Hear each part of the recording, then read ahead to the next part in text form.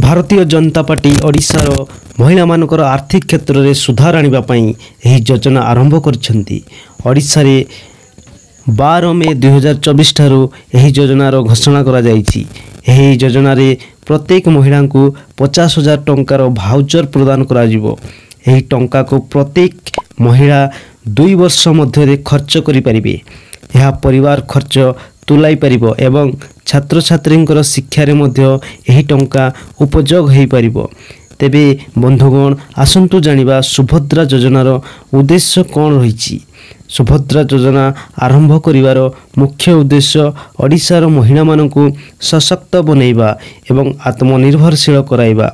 यही योजना रे प्रत्येक महिला को 50,000 टंकार भाउचर प्रदान करा जिवो, जहाँकि महिला माने 2 वर्ष मध्य खर्च करि परिबे।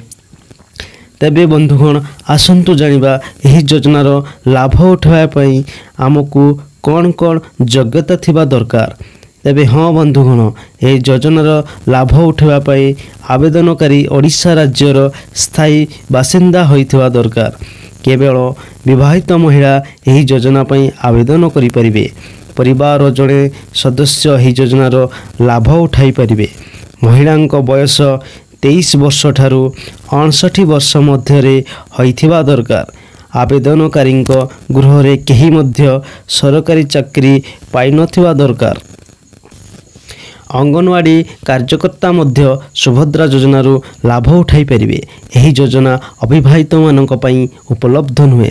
तेबे आसंतु बंधुगण जानिबा यही योजना रे लाभ उठावा पई कौन कौन डॉक्यूमेंट्स दरकार। आवेदनकारी महिलांकर Aadhaar card, voter card, ration card, ठिकाना प्रमाणपत्र, आय प्रमाणपत्र, बैंक खाता, mobile number, passport size photo.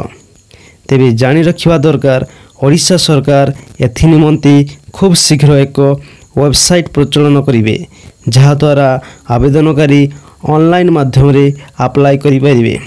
तेबे बंधुगण समस्त को अनुरोध जे सेमाने यथाशीघ्र मु कहितबा डॉक्यूमेंट्स गुडी को संग्रह करि नियंतु।